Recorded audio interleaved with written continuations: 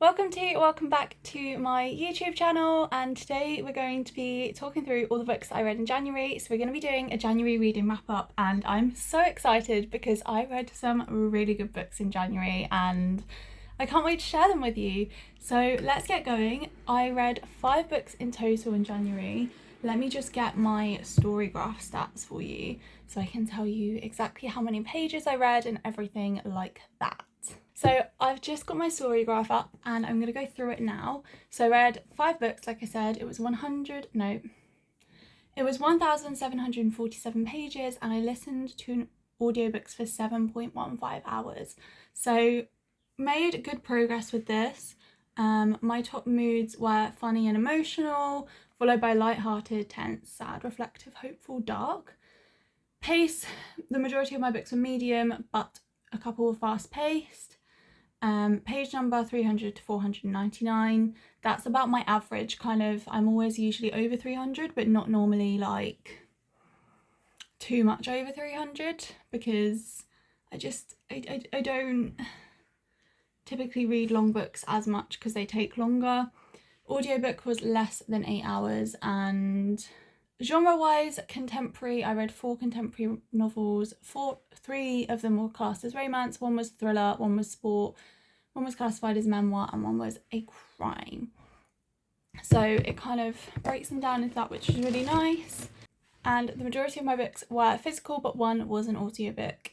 So let's make a start with the actual books that I read this month. So I said to myself, I've really been wanting to read ACOTAR for a while now. Unfortunately, that is not in this video. I didn't get round to it. However, I wanted to finish. I told myself I should finish the series that I'm currently reading before starting that, because it's a big one.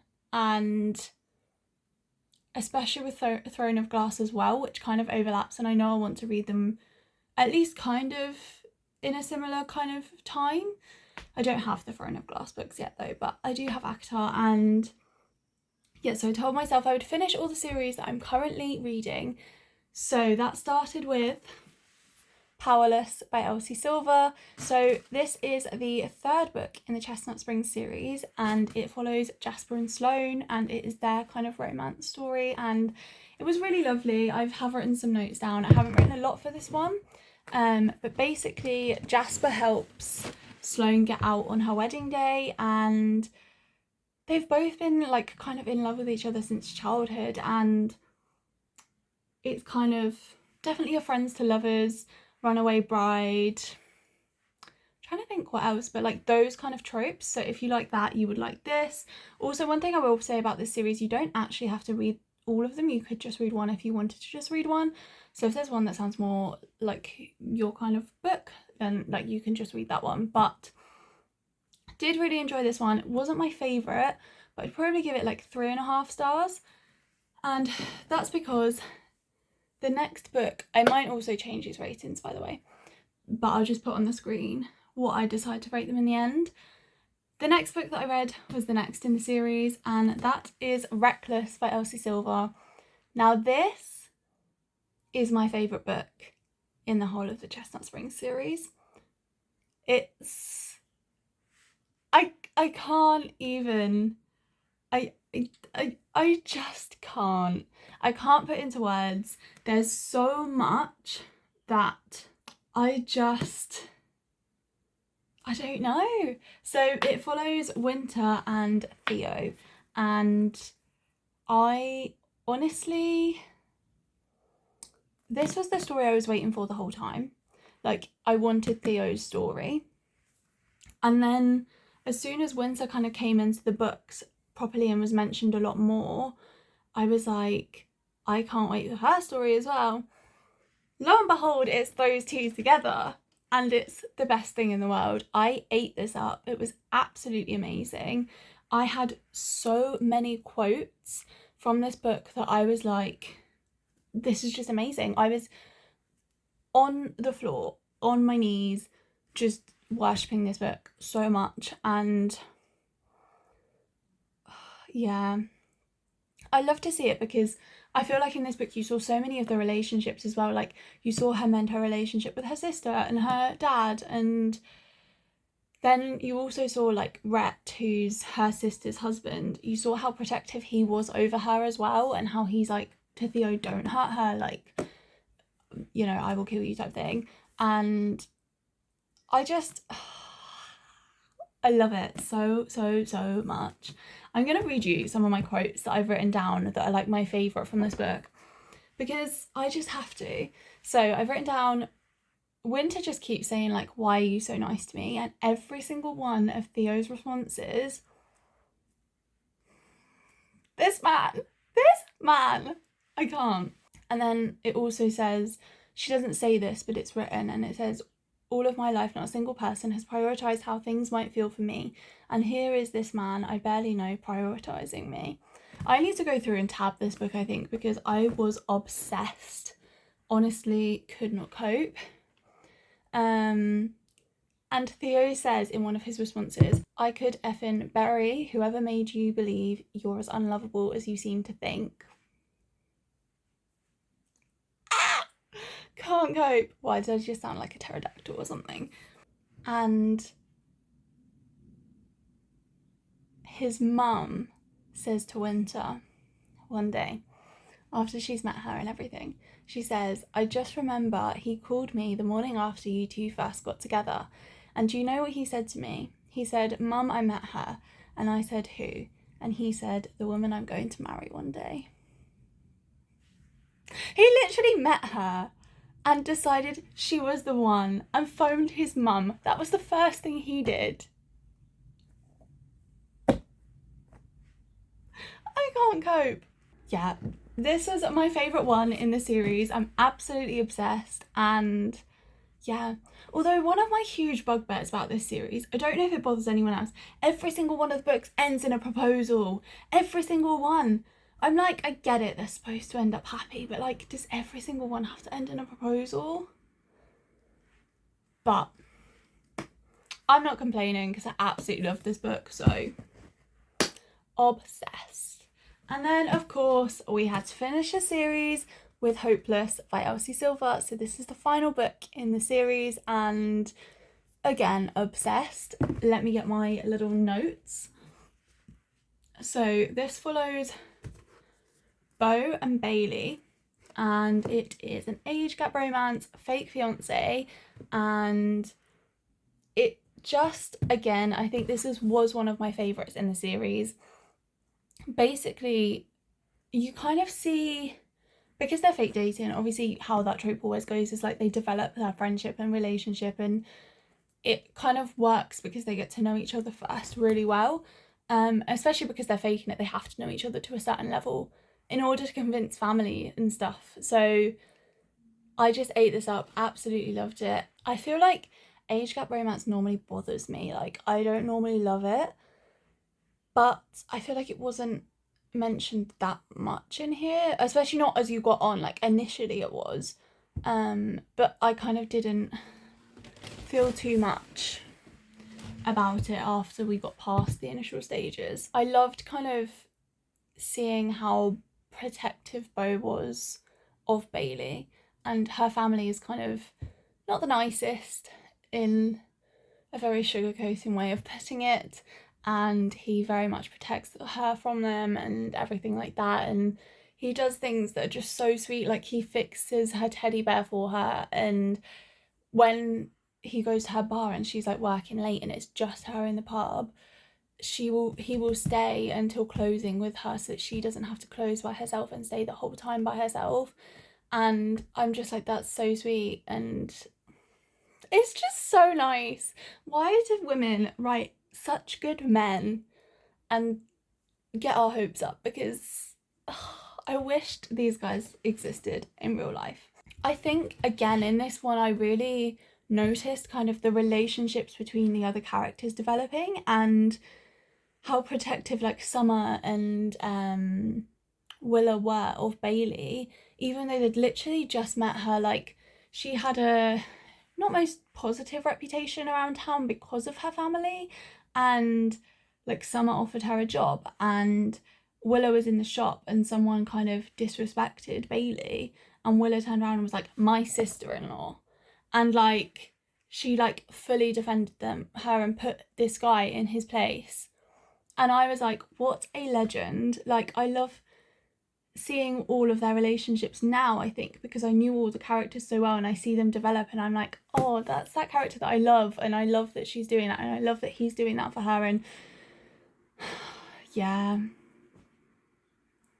love it.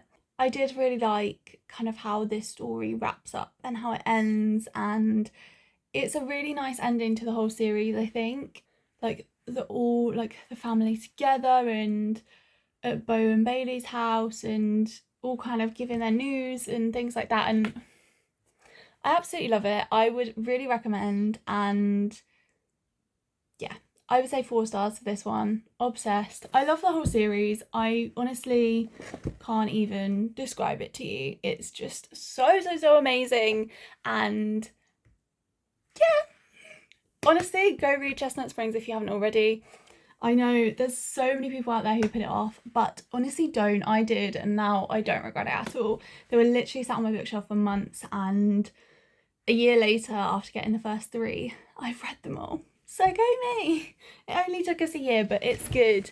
To be fair, I only read the first one in summer this year, I think. So it hasn't actually taken me as long as it does with some other series. But once I read the first one of these this time round, like the 3rd one, I was just like, I've got to keep going. I was obsessed. So yeah. Then my last physical book of this month. When I say, don't know what I was expecting, I really don't. This book is recommended to be similar to How to Get Away with Your Family by Bella Mackie. And so I was like, brilliant, need to read it. Recommended it to someone at work. And well, I recommended one of her other books because we didn't have this one in store. And then I ordered this one in for myself. It's very different, but it's very good. And I've since recommended this to so many people, and that is How to Kill Men and Get Away with It by Katie Brent. So obviously the title, a bit out there. I took it to the gym a couple of weeks ago to walk while I was on the Stairmaster, and I was like, this is actually a bit dodgy because there's like loads of men in here and like they can just see that I'm reading a book that says How to Kill Men and Get Away with It. But you know what? It's fine. I think it makes me a little bit less approachable when I have this in my hands. But what I need to say, firstly, the like prologue, the first like 3 pages, she kills a person. And I just read this and I was just like, oh my gosh. I have a reading vlog. I don't know when it will be out. Kind of reading how much I read in a week and seeing. And I was reading this in it and I was absolutely obsessed, and I filmed kind of my reactions to some of it, and especially kind of as we got closer to the end, I was on the edge of my seat. I literally was like jumping forwards every like 3 seconds because something else came out of the woodwork and something happened, and yeah, I was just obsessed. So basically it follows this woman that is a social media influencer. She has quite a few followers. I think it's probably in the millions, but I can't remember. She has quite a few social media followers, and one of her friends is wronged by a guy, and I think that's the first person that she actually kills. And she just kind of does it, and then she's like, oh, like I feel good. I feel better because like I've helped the world, kind of thing. And she then just goes around, and any guys that have attacked women, raped women, done anything towards women that is in any way derogatory or just not very nice or anything like that, drugged women, anything, she will kill them in one way or another. And it's very interesting to see because so many times she does it a little bit differently, and you see her learning and everything like that. And I would say it's very graphic. It is like I could at some points I was like, do I need to put this down because this is like extreme. I wasn't going to stop reading because I was hooked. It was amazing, but I was just there and I was like, oh my gosh, like I physically know how she has gutted this man. And yeah, it's kind of crazy in that way, but I honestly loved it and it was so good.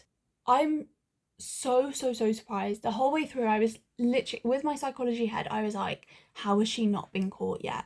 Like, there's so many times evidence has been left behind. She's been the last person to see this person, or she messaged them, and like sometimes she'd message them with a fake account, but you can trace those things.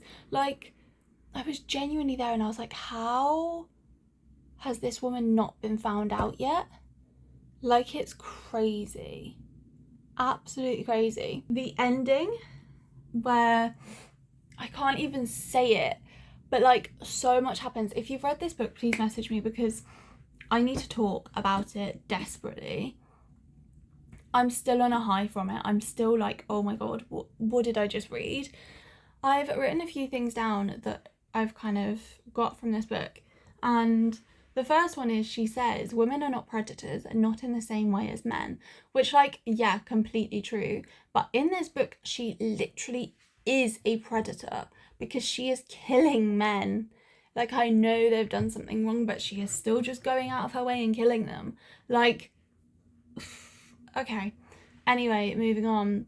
Then she says, I want to live in a world where I do not have to keep my keys between my fingers in case I'm attacked while walking home. I want my friends to be able to make their journey from wherever we are back to their homes without having to ping the WhatsApp chat that they're safe. I want to be able to walk around my beautiful London, this pocket of it at least, with earbuds in. Which I just think is so true, because we all walk with our keys between our fingers if we're in an area that we won't feel safe. We don't wear headphones out if we're walking, especially if it's dark. If we go out with friends, we'll stay outside their doors until they get in, or we'll make sure that we message each other when we're home. And that is just what our life is, and it would be so great if it wasn't like that. But I just thought, like, this is so real in that sense of how women feel every single day. And yeah, I was just blown away. And yeah, she has a stalker in this book as well, can I just say? Absolutely blown away with who that was. And when I talk about the ending, that's the bit of the ending that I'm talking about. We barely see any redemption from her as well. She just kind of doesn't feel anything for the things that she's done. She doesn't feel any remorse or anything like that. There was one point that I thought near the end that was like completely the end of it, but then I found out there was a second book, and then I kept reading, and then I was like, oh, okay, makes sense, because I was like, what's the second book going to be about? And then I was like, maybe she gets found out, maybe that's what the second book is about. But then I got to the end and I was like, okay. So yeah, I would really recommend, please read. It's 5 stars from me, absolutely obsessed, love it, love it, love it. How to Kill Men and Get Away with It by Katie Brent. Second book came out this month. No, we're in February, babe, come on. The 30th of January, the second book came out, and I have got a request on it at the library, and I can't wait to get it and read it. I'm so excited, obsessed. Then the final book that I read this month was an audiobook, and that was The House of My Mother by Sherry Frankie.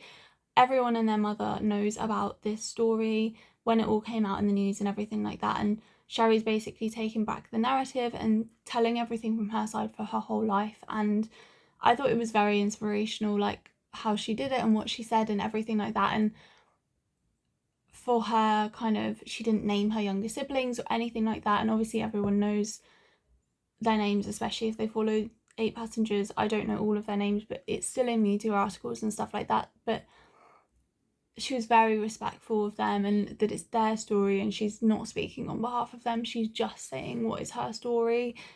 And there was just so many things that stuck with me from that. And yeah, again, blown away. I always give memoirs and any sort of biography or anything about someone's life 5 stars, so that is 5 stars as well. And yeah, I understand why she wrote the book to then leave it there, because it's kind of her commenting on everything, and that is the end of it. And yeah. But yeah, so they are all of the books that I read this month, and I absolutely loved them. It was a really good reading month, and yeah, I will see you again soon for a brand new video. Thanks for watching. Bye!